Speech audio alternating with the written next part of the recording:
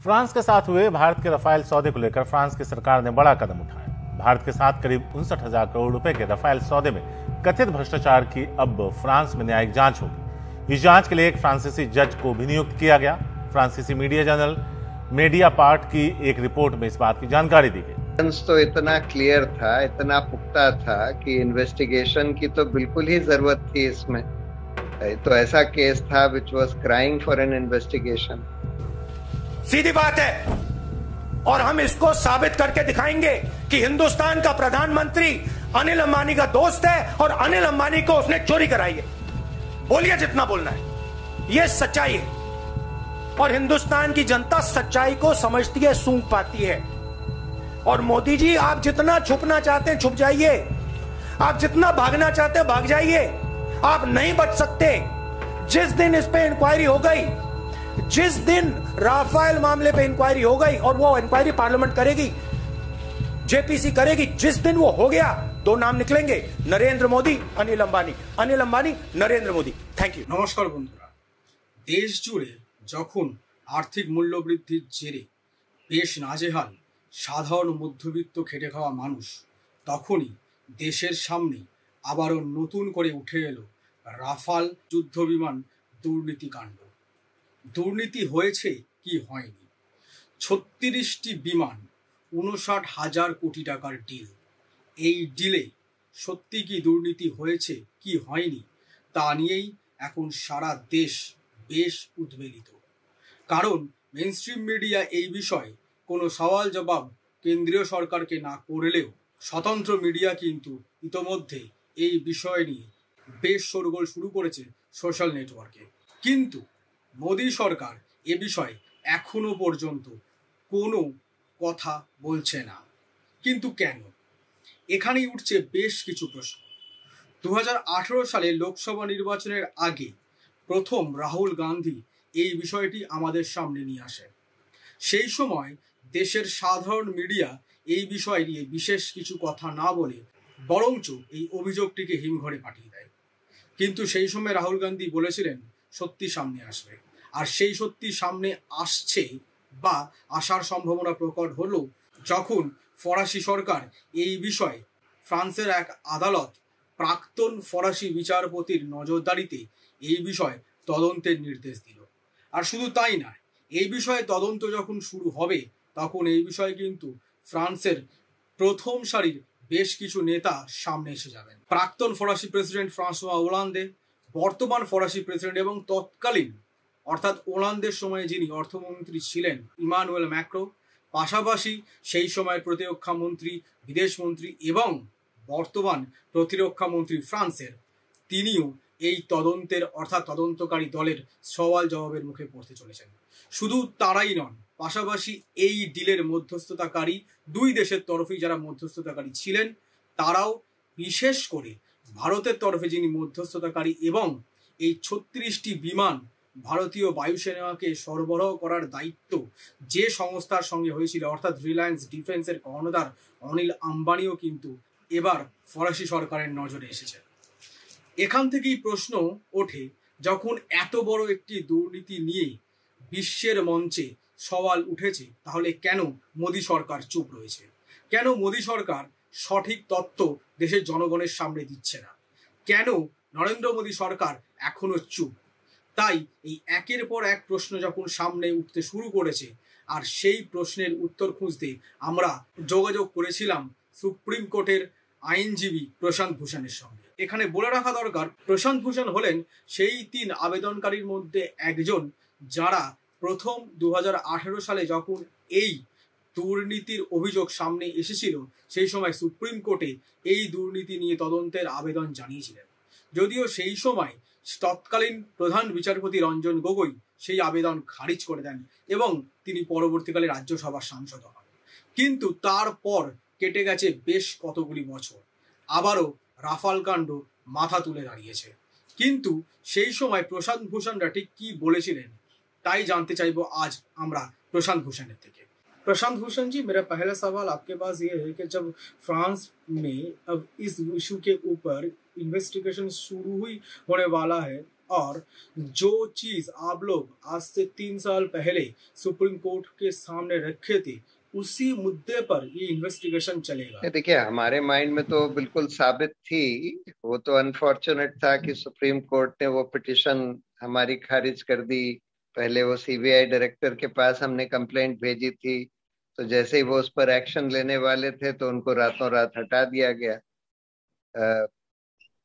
आलोक वर्मा को। उसके बाद फिर सुप्रीम कोर्ट में तो हमने देखा कि गोगोई साहब उस बेंच को लीड कर रहे थे, जो चीफ जस्टिस थे।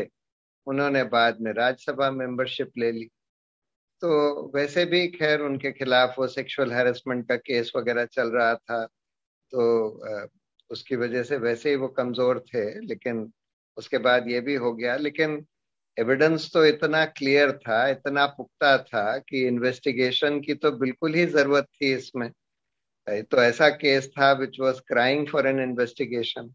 लेकिन अनफॉर्चुनेटली सुप्रीम कोर्ट ने फिर भी खारिज कर दिया, और सरकार ने जो उनको एक बंद लिफाफे में कुछ इंफॉर्मेशन दी, जिसमें बहुत सारी झूठी इंफॉर्मेशन थी जो हम लोगों के साथ शेयर भी नहीं करी गई, उस आधार पर हमारी पिटिशन खारिज कर दी, जिसमें कि कई सारी चीजें झूठ निकली कि भाई सीएजी की रिपोर्ट आ गई है, पब्लिक भी कर दी गई है, पीएससी को भी दे दी गई है, और उसमें से प्राइसिंग डिटेल्स उड़ा दिए गए हैं।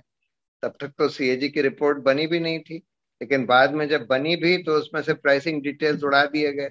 इतिहास में पहली बार ऐसा हुआ कि सीएजी की रिपोर्ट से किसी डिफेंस सौदे के मुद्दे पर प्राइसिंग डिटेल्स उड़ा दिए गए हों, सरकार को पहले से पता था। मेरा दूसरा सवाल आपके पास ये है कि देखिए, पहले जो चीज़ें ये रफाल डील के बारे में जो घोटाला का मुद्दा सामने आए, यहाँ पर एक चीज़ तो जायज़ ही है कि इस यहाँ पर टैक्स देने वाले आम आदमी के पैसे जुड़े हुए हैं। सरकार पे जो पार्टी अभी देश चला रहा है वो दल अपने आप को राष्ट्रवादी दल कहते हैं, जो हर समय एक बात कहते हैं कि राष्ट्र सुरक्षा सर्वोपरि। फिर भी ये घोटाला सामने आया है। मैं पहले भी ये कह चुका हूँ, ये घोटाला हुआ है कि नहीं हुआ है ये अभी तो खुलासा नहीं हुआ है, क्योंकि सरकार पूरी चुप्पी साधी है। फिर भी जो चीज आप लोगों ने पहले बोले थे वही चीज आज सामने उभर के आ रहे हैं। हाँ, उसमें तो खैर मेल है। हम लोगों ने तो बहुत सारे और मुद्दे भी उठाए थे।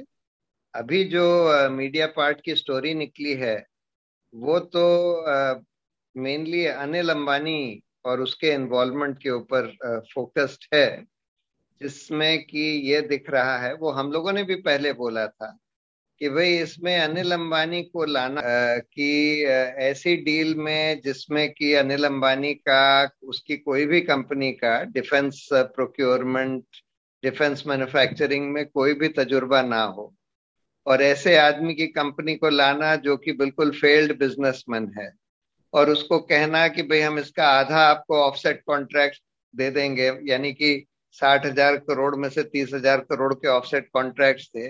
अनिल अंबानी की तो कंपनी ने घोषणा कर दी थी, प्रेस नोट इशू कर दिया था कि ये 30,000 करोड़ के हमको ऑफसेट कॉन्ट्रैक्ट मिलने वाले हैं। तो यही बहुत सस्पिशियस था कि भाई मोदी के संग वो वहां चले गए, जब मोदी जी ने खुद यूनिलैटरली अनाउंस कर दी एक नई डील, यानी कि 126 हवाई जहाज खरीदने की डील पहले से करीब करीब फाइनलाइज हो चुकी थी। 25 मार्च को वहां के जो डेसॉल्ट के जो सीईओ हैं, उन्होंने सारे एयरफोर्स चीफ और डिफेंस मिनिस्ट्री के टॉप ब्रास के सामने ये बात बोली कि अब हम लोग हिंदुस्तान एरोनॉटिक्स के भी आला अफसर थे वहां, कि हम हिंदुस्तान एरोनॉटिक्स के संग मिलकर ये हवाई जहाज बनाएंगे। करीब करीब डील खत्म हो चुकी थी, सील हो चुकी थी। उसके 15 दिन के अंदर 10 अप्रैल को मोदी जी ने खुद आकर पूरी की पूरी डील ही पलट दी। उसमें तो 126 में से सिर्फ 18 हवाई जहाज वहां से आने थे फ्रांस से, बाकी 108 तो यहाँ बनने थे हिंदुस्तान एरोनॉटिक्स की फैक्ट्री में। ट्रांसफर ऑफ टेक्नोलॉजी होना था, लेकिन वो पूरी की पूरी डील बिल्कुल पलट दी गई कि अब सब 36 खरीदे जाएंगे और वो भी रेडी टू फ्लाई।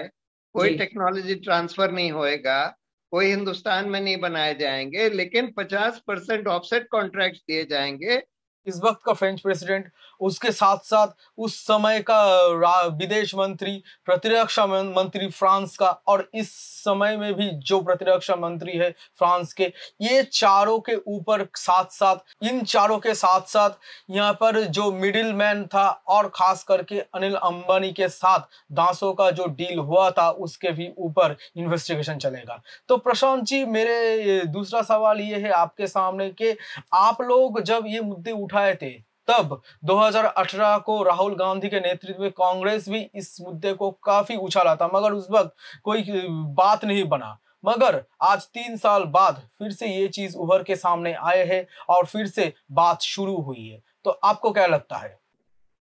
मेनली उसमें एक नई चीज है, लेकिन वो बहुत अहम चीज है।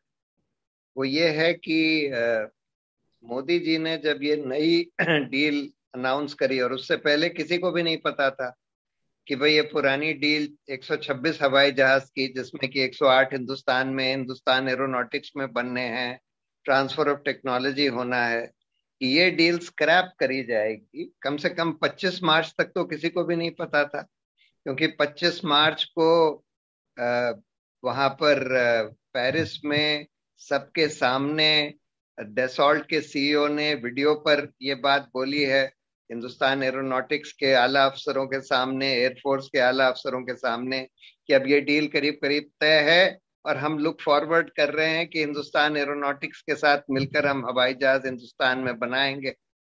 उसके बाद 15 दिन के अंदर ये पलट जाता है, मोदी जी नई डील अनाउंस कर देते हैं। और अब जो खुलासा आया है मीडिया पार्ट का, उसमें ये आया है कि 26 मार्च को ठीक 15 दिन पहले, और इस प्रेस कॉन्फ्रेंस के एक दिन के बाद, अंबानी ने डेसॉल्ट से एक एग्रीमेंट दस्तखत किया, जिस एग्रीमेंट के तहत डेसॉल्ट को अप टू 159 मिलियन यूरो, यानी कि करीब 1350 करोड़ रुपए इन्वेस्ट करने थे एक जॉइंट वेंचर में। अंबानी को उसमें से सिर्फ 5% इन्वेस्ट करने थे, और उसका कंट्रोलिंग इंटरेस्ट अंबानी के पास होना था। यानी कि, और इसमें अंबानी क्या करते, वो कहते हैं कि मैं मार्केटिंग एजेंट बनूंगा, बाकी सारी टेक्नोलॉजी वगैरह सब कुछ डेसॉल्ट को देनी थी, पैसा सब डेसॉल्ट को देना था। यानी कि इसी को तो दलाली कहते हैं। उनके दलाल बन गए, और आपको दलाली के लिए उन्होंने बोला कि हम आपको अपफ्रंट 1250 करोड़ रुपए देंगे, और ऐसा लगता है कि यही हुआ है। उसके बाद तो ये एक इम्पोर्टेंट खुलासा है, जो कि इस पर नई रोशनी डाल रहा है, जिसके पहले भी प्रमाण थे कि भाई अंबानी को क्यों लाया गया। ऑफसेट कॉन्ट्रैक्ट्स तो उनको देने की बात थी, लेकिन अब ये पता लगा है कि ये डील नई वाली अनाउंस होने से ठीक 15 दिन पहले अंबानी को डेसॉल्ट ले आया। ऑब्वियसली ये बात हुई होगी। अब आप जब उनके प्राइम मिनिस्टर होलैंड की बात सुने, वो कहते हैं कि भाई हमको तो ये बताया गया, भारत सरकार ने बताया कि भाई यही हमारा पार्टनर होना है, और इस वजह से डेसॉल्ट को अंबानी को लेना पड़ा। तो इतने तो प्रमाण बोफोर्स में भी नहीं आए थे, लेकिन बोफोर्स में भी स्वीडिश रेडियो ने खुलासा किया था कि इसमें कुछ मिडिलमैन हैं और कुछ कमीशंस वगैरह दिए गए। ये तो ब्लैक एंड व्हाइट में आ गया है। पहली बात तो उस समय जो सरकार थी इतनी ढीठ नहीं थी जितनी ये सरकार, जो कि ब्रेजन आउट कर ले कि कुछ भी खुलासा हो जाए, कुछ भी एलिगेशन लग जाए, वो बोले कि हमको इससे कोई फर्क नहीं पड़ता, और वो ये कहता रहे कि भाई कांग्रेस ने भी तो बोफोर्स का कांड किया, इसमें क्या बड़ी बात है। तो इतनी ढीठ सरकार नहीं थी। दूसरी बात यह है कि उस समय मीडिया भी इतनी कमजोर नहीं थी हिंदुस्तान में जितनी आज कर दी गई है। मेन स्ट्रीम मीडिया जो है, कम से कम जितना ज्यादा सरकार के सामने घुटने टेक चुकी है, उतनी बुरी हालत उस समय नहीं थी। तीसरी बात कि वहां उस समय स्वीडन क्योंकि इन्वॉल्व था, तो स्वीडन का जो प्रोसिक्यूटरल सिस्टम है वहां पर भी खुलासा स्वीडिश मीडिया के द्वारा हुआ था, स्वीडिश रेडियो ने किया था सबसे पहला खुलासा इसका, और वो इंफॉर्मेशन उनको स्वीडिश प्रोसिक्यूटर से मिली थी।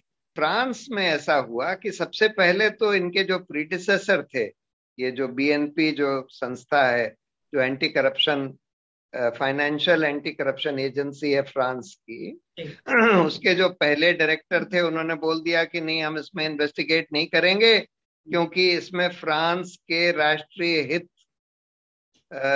आहत हो सकते हैं।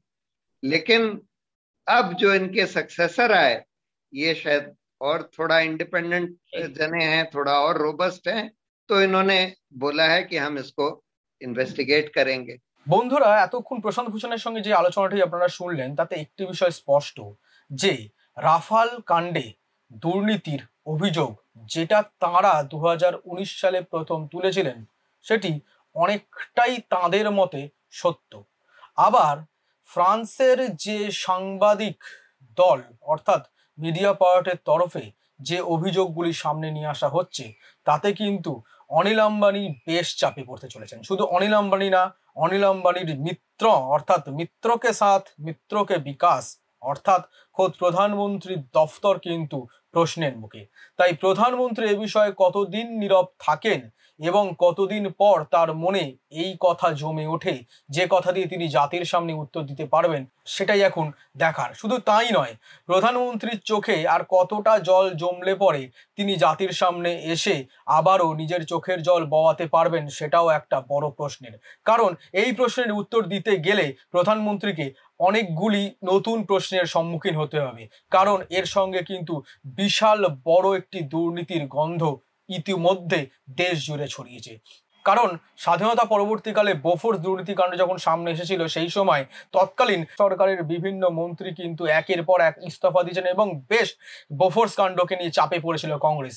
কিন্তু সেই সময়ের সরকার আর বর্তমান সরকারের মধ্যে একটা আমূল পার্থক্য আছে, তা হলো বর্তমান সরকার কিন্তু খুব নিশ্চুপে নিজেদের কাজ করতে ব্যস্ত, তারা মিডিয়াকে নিজেদের কন্ট্রোলে নিতে ব্যস্ত। তাই মেইনস্ট্রিম মিডিয়া রাফাল দুর্নীতিকাণ্ড নিয়ে এখনো চুপ, কিন্তু সোশ্যাল নেটওয়ার্কে ইন্ডিপেন্ডেন্ট মিডিয়া অলরেডি এই বিষয়ে সরব হয়েছে।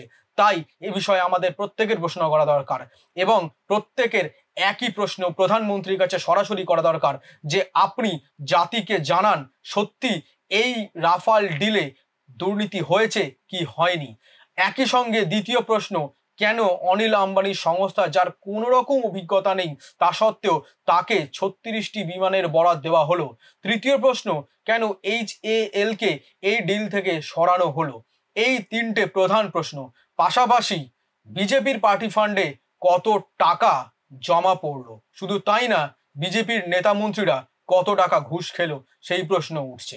তাই বন্ধুরা, সবাই একযোগে প্রশ্ন করুন, এক গলায় প্রশ্ন তুলুন যে রাফাল ডিলের আসল সত্য সরকারকে জানাতেই হবে।